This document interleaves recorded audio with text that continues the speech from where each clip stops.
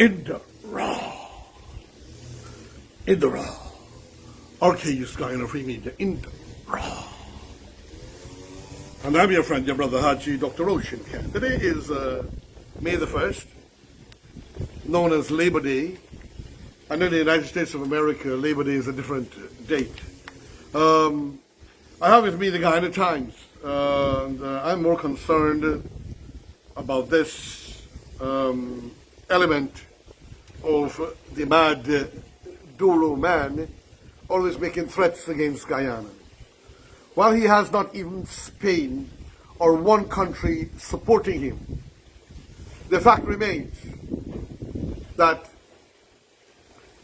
the entire world, including the United Nations, Canada, EU, South America, UNISOR, Spanish-speaking nations in South America, all support Guyana.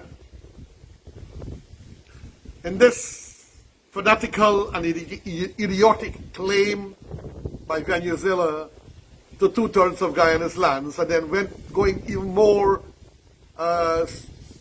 idiotically to actually pass a law in a referendum in which he barely got out of 20 million votes under 3 million, and he feel that he had the authority of the people. That this man, Maduro, goes out of his way to ensure that no competition can stand with him, no credible competition. So he does things and make things and create things when people disagree with him and said that they are being anti-Venezuela and working with agents and agencies out of the jurisdiction of Venezuela to foment terror and riot. This is a man of great evil. He was a truck driver. His predecessor took him in, gave him the power after having taught him the truth about Guyana and the right way. He is using this to pull wool over the people's eyes and to hopefully win the next elections via fraud. He needs to concentrate on feeding his people who are starving and hungry, moving around the world where the women are turning into prostitutes, many of them in Guyana, selling their bodies, sadly, very depressed because women are honorable preacher, in order to feed their family and their children in Venezuela and try to finance them to come over into Guyana. That he has set many people in Guyana in certain cells. Up to recent times, one person was arrested in the region 7 area, Bartica area, and it was found that he was an intelligence military operative. He was arrested and then, I don't know how or why, allowed to escape the arrest. And they can't find that man. So that was one of the agents that he had sent here to study our terrain and to foment riots when the time comes, and so on. I think our government is being very humane, very kind, but humanity, kindness, and being a good guy makes you finish last. That is a teaching of a knowledge I got from a Jewish gentleman when I was working in New York City. Now, Guyana Shield throws weight behind Guyana in the Venezuela border controversy. I have here a photograph in which Home Affairs Minister Robson Brennan team, in discussion with the Minister of Defense of the Republic of Suriname, Krishna Komari Mathura, and delegation, and obviously others on the same matter. So I want to read this to you, but we, the people of Guyana, need to be aware. I keep on saying Guyana need to invite the United States of America, military, EU, UK, and give them a part of Region 1 or Region 7 or Region 2 where they could practice jungle warfare using our jungles.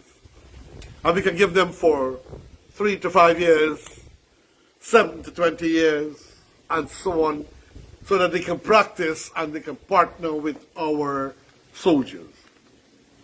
The Guyana Shield has reiterated its support for Guyana in its ongoing border controversy with Venezuela, following a meeting with Home Affairs Minister Robson Ben and Chief of Staff of the Guyana Defense Force, Brigadier Omar Khan.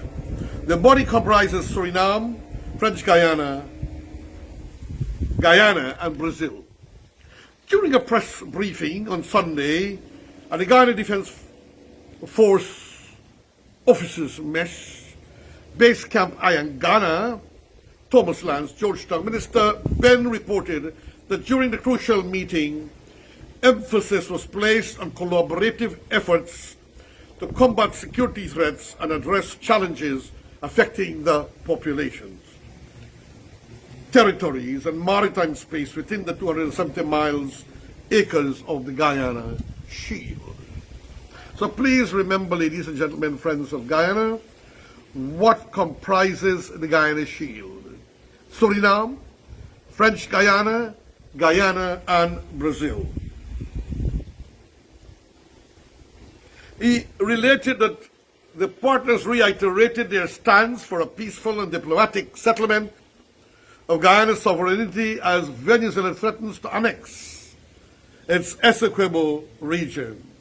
He added that Guyana has a full support of the body. There was an emerging discussion with our partners identifying their continued support for Guyana's position in the matter, and the fact that going on with the Argyle Declaration and other meetings, the intention to make sure for the region in respect of this controversy that nothing should be done which would upset things until a decision is made by the courts, International Court of Justice, Minister Ben said.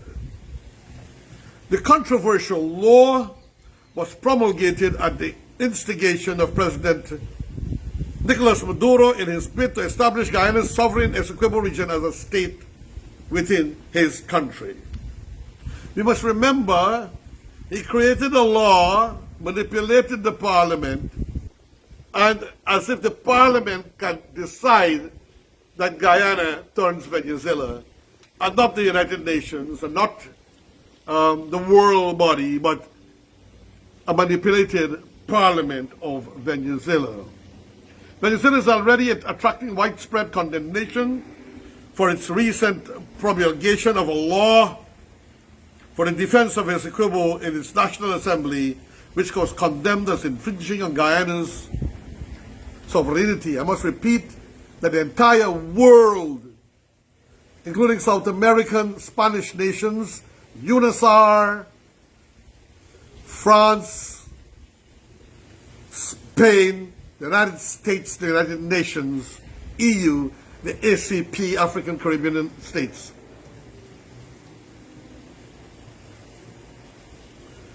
The controversial law was promulgated at the instigation of President Nicolas Maduro in his bid to establish Guyana's sovereign Essequibo region as a state within his country. The Organization of American States, and I missed those two, the Organization of American States, CARICOM, and the Commonwealth have already expressed concern over the recent actions of the Venezuelan regime. So those three as well, CARICOM, Organization of American States, and the Commonwealth.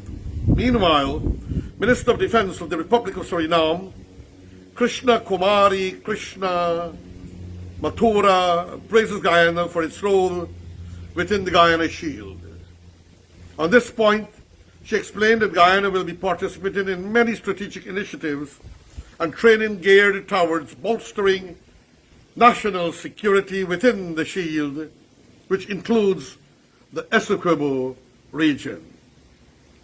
Our future, our development, stability, and prosperity of our community depend on security and the actions we as leaders are taking every day. One of the things we have seen is that no one country can do it alone. You see in the world more and more partnerships, and that's also the aim of this dialogue Matura disclosed. Venezuela continues to lay claim to more than two-thirds of Guyana's landmass, Essequibo, and a portion of its exclusive economic zone in which almost 11 billion barrels of oil have been discovered over the past 8 years, and in which oil production activities are ongoing.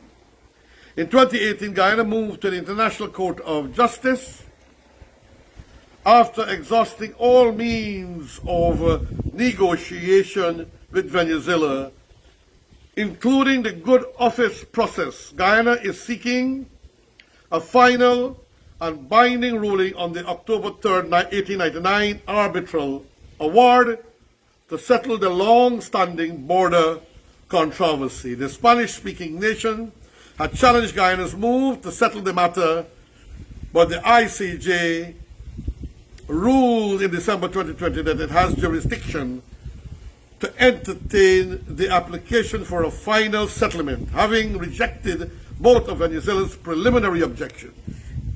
The ICJ had set April 8, 2024 as the time limit for the filing of a counter memorial by Venezuela.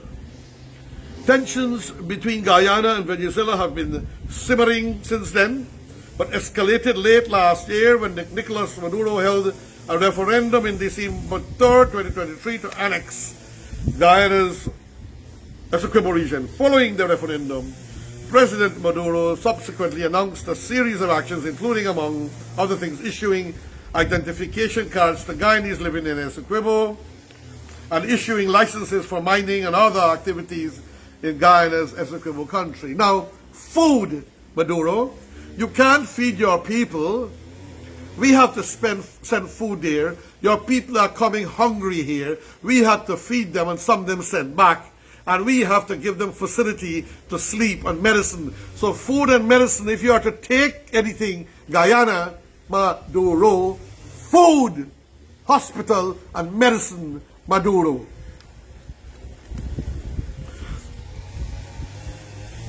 Given Venezuela's threatening posture, a historic face-to-face CARICOM-CELAC, Brazil broker meeting was held in December 14, 2023 between President Ali and Maduro in St. Vincent and the Grenadines, geared towards maintaining peace in the region. The two South American leaders came to several agreements, including that Guyana and Venezuela, directly or indirectly, would not threaten or use force against one another in any circumstances, including those consequential to any existence controversies between the two states. Even as Guyana reaffirms its commitment to the judicial process before the World Court, it had also agreed that a joint commission of foreign ministers and technicians of Guyana and Venezuela would be established and meet on behalf of the two presidents in Brazil to continue peace dialogue. The first meeting of the Joint Commission of Foreign Ministers and Technicians was held in January 25th in Brasilia. Guyana delegation was held by Foreign Affairs Minister and International Cooperation Minister Hugh Todd, who described the meeting as a good start to creating a better future, a good neighborliness for the next generation. Maduro and Ambassador of Venezuela, remember, we are feeding your people, housing them, giving them medicine, treating them sick, which you can't do in your country. Tell Maduro for me. Meanwhile, only recently, President Ali recommitted to not only defending Guyana's sovereign territory and territorial and integrity, but also maintaining friendly relations with its neighbors, including Venezuela. And that is my president, Excellency Dr. Irfan Ali. Your friend, your brother, me, Haji, Dr. Ocean Kaninda Ra. Say thank you. Farewell.